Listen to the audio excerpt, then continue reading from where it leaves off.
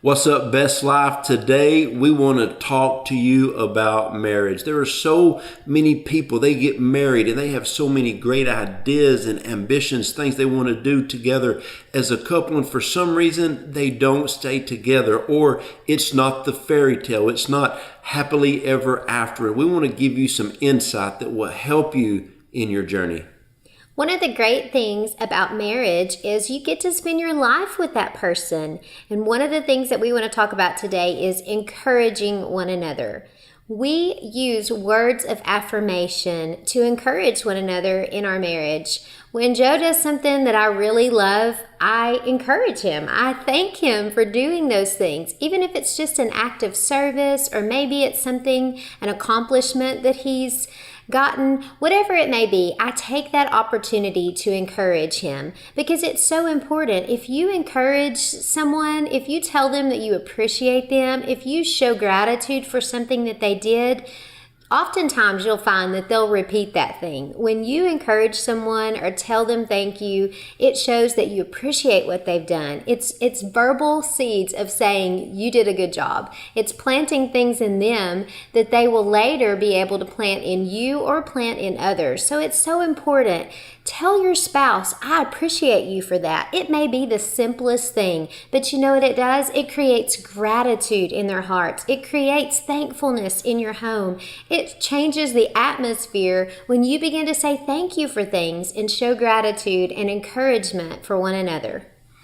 Another thing that we really love to do with one another is dream. A lot of times we dream about vacations, a new house, a project around the house, getting a different vehicle, planning an amazing vacation with family, friends, or our children. But we like to dream with one another. And one of the great things is when two people can come together and dream something, but then accomplish it. It really strengthens a marriage. And there's so many times that I'll talk to couples and I'll say, do y'all dream together? And they're like, about what? I said, well, there's problem number one. There's so many times, it may be a simple house project that Autumn loves to do, and she gets really excited and enthusiastic about it, and I get happy about it as well. And she starts doing it, and it is a dream. We've had a few vacations that we've taken by ourselves, and then some with our children, that it was a dream vacation. And when we went on that vacation, we accomplished something together. We talked about it, we dreamed about it, and then when it was fulfilled, it just does something to strengthen your marriage. Another thing that you can do in your marriage to help strengthen it is live life with one another. And you do that oftentimes by listening to what's going on in your spouse's everyday life. When they come home from work, they need to have someone to listen to. They need to know that you care about what happens in their day-to-day life. They need to know that you're not just living this life alone, but we're living it together, that we made a pledge to do this together, and I value what's happened during your day. So sometimes just listening, and for me, being a woman and a mom, a lot of times I multitask and I'll have several things going on at one time. And you know what? That's really not listening. Listening is when I'm setting aside all of the other things that are going on and we get a cup of coffee or whatever it may be and we listen to one another. I want to hear what's going on in his heart. I want to hear what happened in his day. And that really helps me as a wife to be able to know how to respond to him. If he had a really hard day, I need to be sensitive about what I'm saying to him. If he had a great day, then maybe I can tell him, hey, we're going to need a little extra money for this or that, but you really should listen and understand what your spouse goes through, because that's how you live life with each other. That's how you learn to communicate with one another. And it's so important to have a listening ear. Your ear for your spouse, you should have the clearest ear for your spouse. He shouldn't be listening to everyone else. You are the one that he is a part of. You are joined together as one, and it's so important that you listen to him or her and hear what they're actually saying and what they're going through.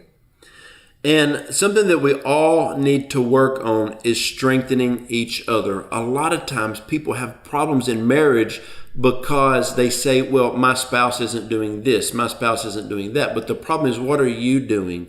You need to focus on yourself. I know when we first got married, we were trying to figure out how to have a better marriage. And I learned something real quick, that I need to focus on myself. And I always say this to people in pre-marriage counseling: always prefer the other person over yourself. And I'll be the first to admit, I haven't always done that. But one thing that I'm learning to do, and I tell people that's been married for a year, 5 years, 20, 30, 40 years, always prefer the other one over yourself and always strengthen them. You know, every person out there, you have dreams in life. And what happens a lot of times is when you get married, gentlemen, now you have a wife and 4 kids. You are always at soccer practice, at ballet, working overtime to pay for something.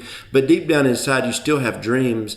Ma'am, you do have 3 kids now, and you're a mom, and you're doing all this and working a full-time job, helping around the house, but you still have dreams. You always have to focus on helping your spouse accomplish the God-given dreams that they have in their life by strengthening them.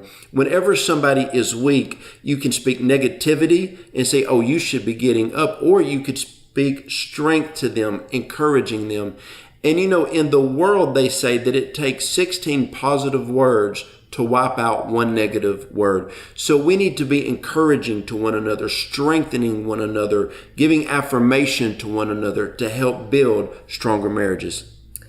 And that kind of leads into what I want to talk about. You need to speak life over your spouse. The Bible says that the power of life and death are in your tongue, and you'll eat of its fruit. And basically, what would it look like if everything that came out of your mouth actually came true?